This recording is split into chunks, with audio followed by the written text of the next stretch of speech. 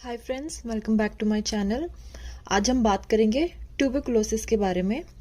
Tuberculosis it is a contagious disease. It is caused by mycobacterium tuberculosis, right. अब जो ये mycobacterium है, it is a bacteria which is cylinder aerobic rods, और इसका जो cell wall होता है ना, वो वैक्सी सेल वॉल होता है because it is made up of glycolipids and lipids. उनमें से एक होता है mycolic acid. Now this mycolic acid जो कि सेल वॉल में होता है, this is responsible for the bacteria to be acid fast. Acid fast का मतलब क्या है कि ये स्टेन को रिटेन कर लेते हैं। अगर आप टिश्यू को ट्रीट करोगे एसिड या अल्कोहल के साथ भी, तब भी उसके अंदर का जो स्टेन है वो नहीं निकलता because of this mycolic acid. So TB it is a chronic pulmonary and systemic disease. Chronic pulmonary means बहुत लंबे टाइम तक ये बॉडी के अंदर रहती है। पल्मनरी क्यों? क्योंकि मेनली लंग्स को अफेक्ट करता है। लंग्स के अलावा जो प्राइमरी ऑर्गन है वो लंग है। उसके अलावा ये सिस्टमिक डिजीज भी है, मीन्स ये बाकी जैसे कि बोन्स, ब्रेन, लिवर, स्प्लीन, उनको भी affect. It spreads through airborne, means sputum के through. If a person is speaking और उसके माउथ से जो भी सलाइवा के ड्रॉपलेट्स निकलते हैं वो बैक्टीरिया को कंटेन करते हैं, और उसकी प्रेजेंस में अगर कोई और पर्सन खड़ा है तो that person can catch the TB bacteria. उसके अलावा थ्रू ड्रिंकिंग मिल्क में की वजह से जो होता है वो उसको बोलते हैं माइकोबैक्टीरियम बोविस। ज़्यादातर अब के टाइम में ये वाला नहीं मिलता है because now the milk is pasteurised, so this is not seen as much. Coming on to pathogenesis. So TB की 3 स्टेजेस होती हैं। एक होती है प्राइमरी स्टेज, ठीक है, एक होती है लेटेंट स्टेज, और एक होती है सेकेंडरी स्टेज। प्राइमरी स्टेज तब आती है when जब the person is haven't been exposed before, means पहले पर्सन के अंदर कभी भी वो टीबी बैक्टीरिया नहीं आया है, वो अनएक्सपोज्ड है, तो होती है प्राइमरी इन्फेक्शन जब उसके अंदर बैक्टीरिया एंटर कर गया, ठीक है। फिर होती है लेटेंट। लेटेंट मीन्स अब पेशेंट के अंदर, पर्सन के अंदर बैक्टीरिया है, बट वो बैक्टीरिया एक्टिवली मल्टीप्लाई नहीं कर रहा और पर्सन को कोई भी साइंस और सिम्टम्स नहीं आ रहे, ठीक है। अगर वो बैक्टीरिया एक्टिवेट हो जाए और मल्टीप्लाई करना शुरू कर दे और उसकी वजह से साइंस और सिम्टम्स आने शुरू हो जाए तो उसको बोलते हैं सेकेंडरी इन्फेक्शन। सो ये होता कैसे है, प्राइमरी से सेकेंडरी तक आता कैसे है।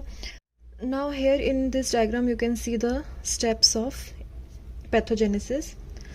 सबसे पहले क्या हो रहा है, थ्रू एरोसोल पर्सन ने कैच किया माइकोबैक्टीरिया, वो अंदर गया ट्रैकिया के थ्रू, लंग्स के अंदर आ गया।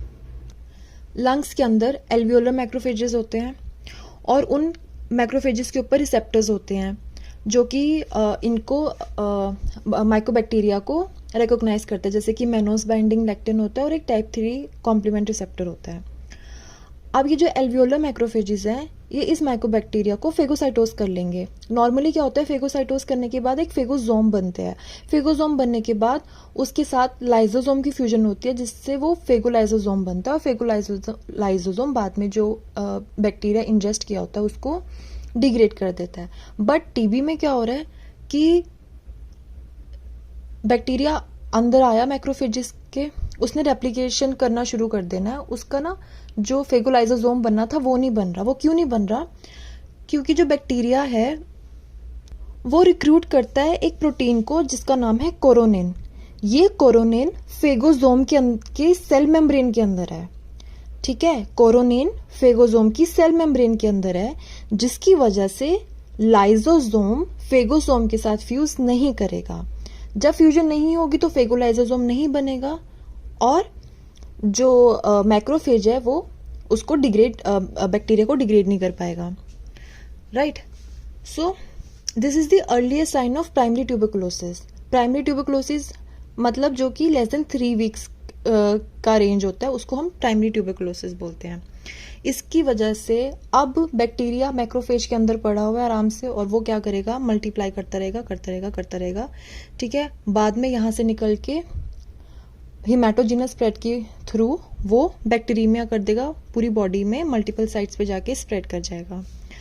अब इसके आगे क्या होगा, अब आएगी इन्नेट इम्यूनिटी, ठीक है। इन्नेट इम्यूनिटी आ रही है, उसका उस वजह से क्या होगा, अब जो कि ये एल्वियोलर मैक्रोफेजेस थे, ये एंटीजन प्रेजेंटिंग सेल्स होते हैं, इनके ऊपर एमएचसी कॉम्प्लेक्स होता है। तो मैंने पहले अपनी वीडियो में बताया था कि एमएचसी कॉम्प्लेक्स कैसे एंटीजन को प्रेजेंट करता है टू द टी सेल्स।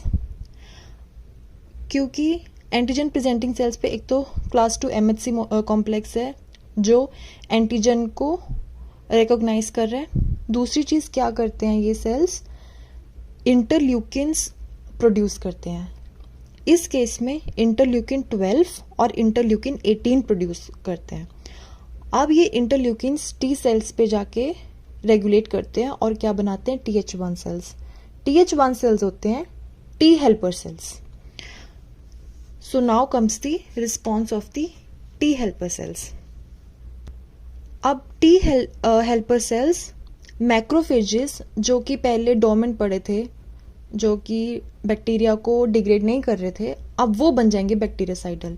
अब वो कैसे हो रहा है, चाहे TH1 सेल लिम्फ नोड के अंदर हो, चाहे वो लंग के अंदर हो, वो एक साइटोकाइन प्रोड्यूस करते हैं, that is interferon gamma.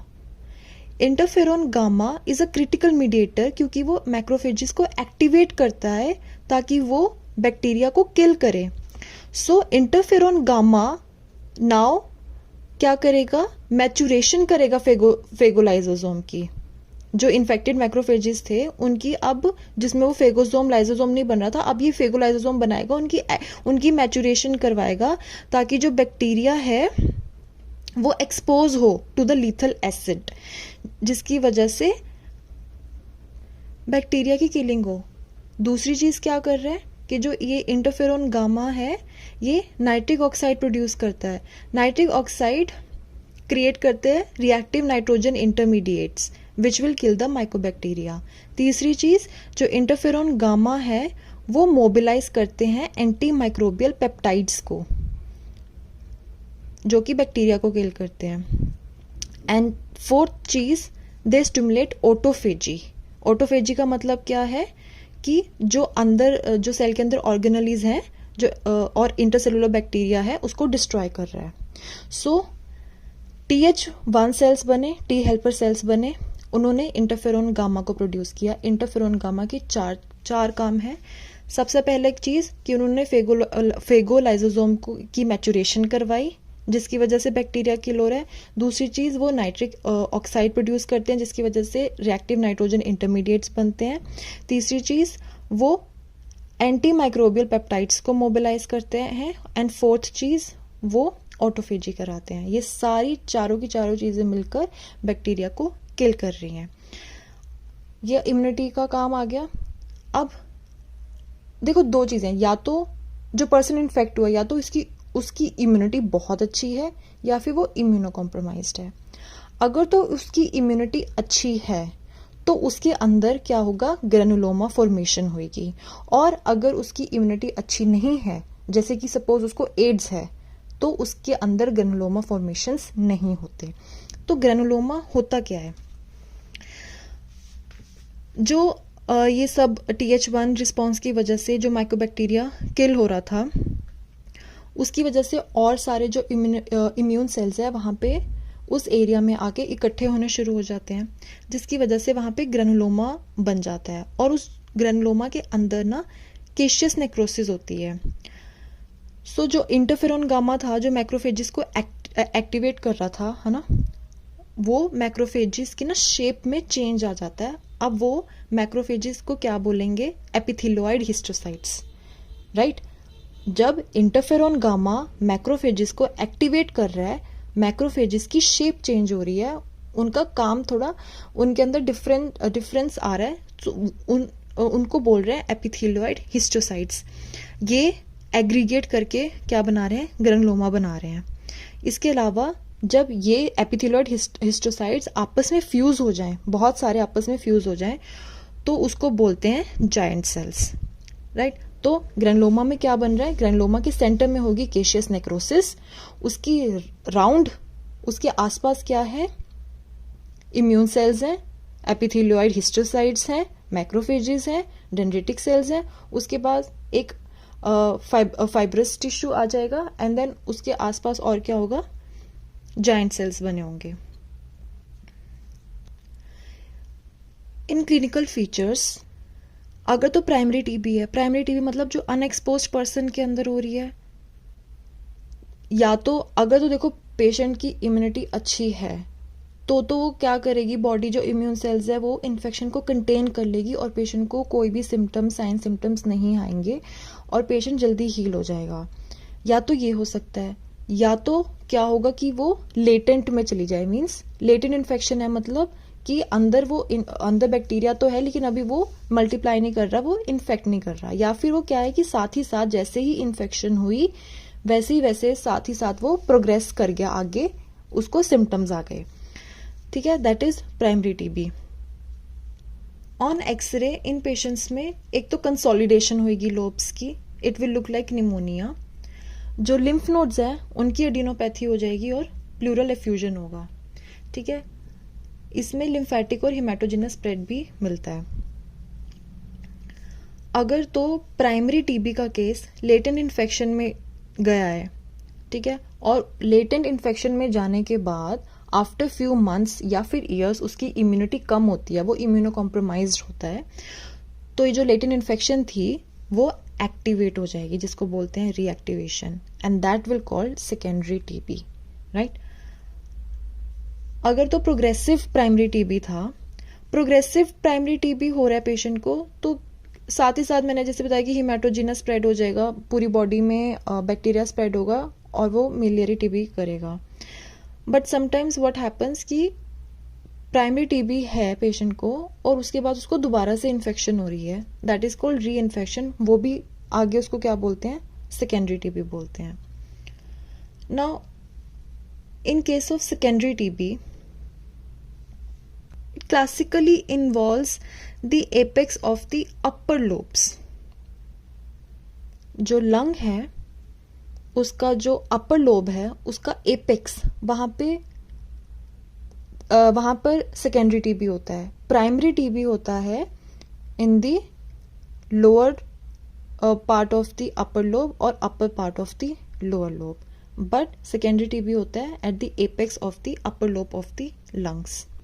After infection जो बैक्टीरिया है वो टिश्यू रिस्पॉन्स कराएगा, marked tissue response, that will lead to the inflammation of the lung. Now what happens कि एक ग्रे वाइट एरिया बन जाता है, जो कि यूजुअली होता है 1 to 1.5 सेंटीमीटर का एरिया बन जाता है, उसको बोलते हैं गोन्स फोकस।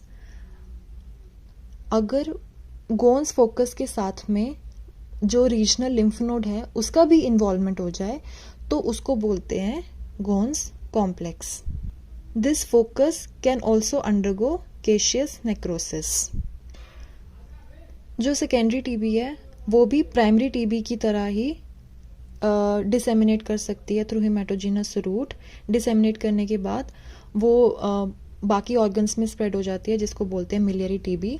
मिलियरी का मतलब होता है मिलेट्स। इसको क्यों मिलियरी बोल रहे हैं, क्योंकि अगर आप ग्रॉसली इसको देखोगे ना तो they appear as foci of yellow white consolidation, जो कि पूरे ऑर्गन में स्कैटर्ड होते हैं और ये स्प्रेड हो रहे हैं। देखो स्प्रेड हुआ इनका जो हिमेटोजिनस कौन सा, वीनस ब्लड के थ्रू करते हैं, ठीक है। पहले क्या होगा, क्योंकि लंग के अंदर थी इन्फेक्शन, वहां से वो ड्रेन हुए, लिम्फेटिक्स के थ्रू ड्रेन हुए, वहां से वो वीनस ब्लड में गए, वीनस ब्लड के साथ ये सर्कुलेट करेंगे पूरी बॉडी में और वापस लंग के अंदर आ जाएंगे। लंग के अंदर आके ये छोटे छोटे जो फोकाई बन जाते हैं, 2 mm के फोकाई होते हैं, येलो वाइट कलर के होंगे और पूरे लंग पेरेन्काइमा को इन्वॉल्व करते हैं। एंड दीज जो फोकाई दे कैन मर्ज करके ये एक बड़ा फोकाई बना देते हैं, दैट इज कॉल्ड कंसोलिडेशन। इसके अलावा ये बाकी ऑर्गन्स में भी स्प्रेड कर सकते हैं, जैसे कि लीवर एंड स्प्लीन।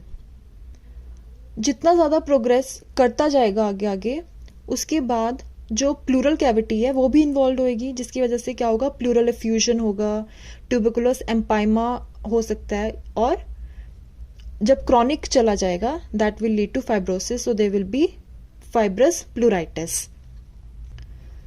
उसके अलावा क्योंकि सिस्टमिक स्प्रेड भी हो रहा था इसके अंदर, जैसे कि मैंने बताया कि लीवर में भी जाता है, बोन मैरो के अंदर चला जाएगा, स्प्लीन, एड्रीनल्स, ब्रेन में मेनिंजस को इन्वॉल्व करेगा, किडनीज, फेलोपियन ट्यूब्स को भी इन्वॉल्व करता है, जो which can also lead to infertility, epididymis को इन्वॉल्व करता है। अगर तो ये वर्टिब्रा को इन्वॉल्व कर रहा है, ओके, तो उसको बोलते हैं Pott's disease. Then extra pulmonary tuberculosis में एक सबसे ज़्यादा फ्रीक्वेंट प्रेजेंटेशन होती है, एंड दैट इज लिम्फोडेनाइटिस।